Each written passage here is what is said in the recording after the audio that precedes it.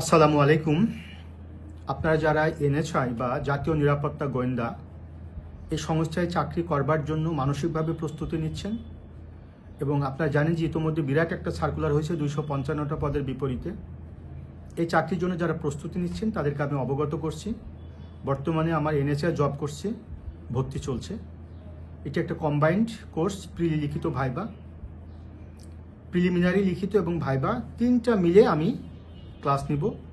আমি বাংলাদেশ ইন্টারন্যাশনাল ক্লাসগুলো নেব লিখিততে, বা ভাইবা ক্লাসগুলো আমি নিজে নিব, এবং অন্যান্য সাবজেক্ট ভিত্তিক টিচার থাকবেন। তো আমি আপনাদেরকে বলবো যে যারা এনএসআই চাকরির জন্য প্রস্তুতি নিচ্ছেন তারা ভাইবার প্রস্তুতিটা এখন থেকে কিভাবে নেবেন। যদি মনে করেন যে স্যার আমি আগে প্রিলি পাস করি, তারপর লিখিত পাস করি, তারপর মৌখিক পরীক্ষার প্রস্তুতি নেব, এটা ভুল। কারণ মৌখিক পরীক্ষার প্রস্তুতিটা এটা একটা মানসিক প্রস্তুতি। আপনি যে চাকরিটি পেতে চাচ্ছেন, যে চাকরিটি পেতে যাচ্ছেন, সে চাকরিটি পাবার পরে আপনাকে কি কি চ্যালেঞ্জ ফেস করতে হবে, আপনাকে কিভাবে চ্যালেঞ্জ ফেস করতে গিয়ে কতটা প্রবলেম ফেস করবেন, আপনার চেন অফ কমান্ড মেনে চলবেন। চাকরিটি করবার ক্ষেত্রে রাষ্ট্রের অনেক গুরু দায়িত্ব আপনার উপর অর্পিত হবে। অনেক কনফিডেন্সিয়াল বিষয় আপনি জানবেন, সেগুলো আপনি ডিসক্লোজ করবেন না। আপনার মৌখিক পরীক্ষার বোর্ডে কারা থাকবে, আপনার এই চাকরির শীর্ষ পদ কোনটি? শীর্ষ পদ হচ্ছে ডিজি। ডিজি কোথা থেকে আসে? সাধারণত বাংলাদেশ আর্মির একজন 2 স্টার জেনারেল, মেজর জেনারেল পদমর্যাদার একজন কর্মকর্তা ডিজি হিসেবে দায়িত্ব পালন করেন। ডিজির নিচের পদটা কি? Additional DG. তার নিচের পদটা কি? ডিরেক্টর। তার নিচের পদটা কি? Additional director. তার নিচের পদটা কি? Joint director. তার নিচের পদ কি? Deputy director. তার নিচের পদটা কি? Assistant director. তার নিচের পদ কি? Field officer. এভাবে জুনিয়র ফিল্ড অফিসার, এরপরে ওয়াসার কনস্টেবল, আর্ম কনস্টেবল, বিভিন্ন পদ আছে। টোটাল বিষয়টি খুঁটিনাটি আপনাকে জানতে হবে। আপনাকে ভাইবা বোর্ডে এগুলো জিজ্ঞাসা করতে পারে।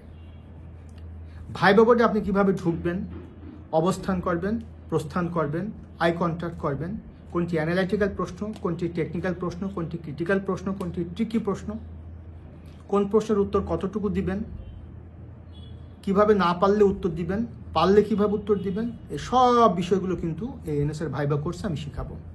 যেহেতু আমি ভাইবা নিয়ে কাজ করি, বিসিএস এর ভাইবা নিয়ে কাজ করি, প্রতি বছর আমার কাছে অসংখ্য স্টুডেন্ট ক্যাডার অফিসার হচ্ছেন আমার কাছে ভাইবা পড়ে বিসিএসে।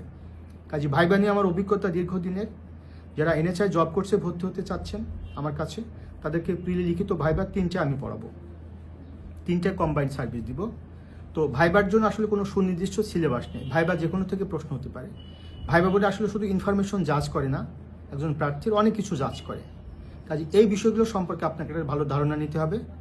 ভাইবা বোর্ডে কাকে কীভাবে অ্যাড্রেস করতে হয়, কাকে মাননীয়, কাকে মহামান্য, কোন প্রশ্নের উত্তর কতটুকু বললে সেটা বাড়তি হবে, কমতি হবে, সেটাও কিন্তু আমি ক্লাসে প্র্যাকটিস করাবো। ভাইবা ক্লাসগুলো আমি বিশেষ করে মক ভাইবাগুলো আমি জমে নিব।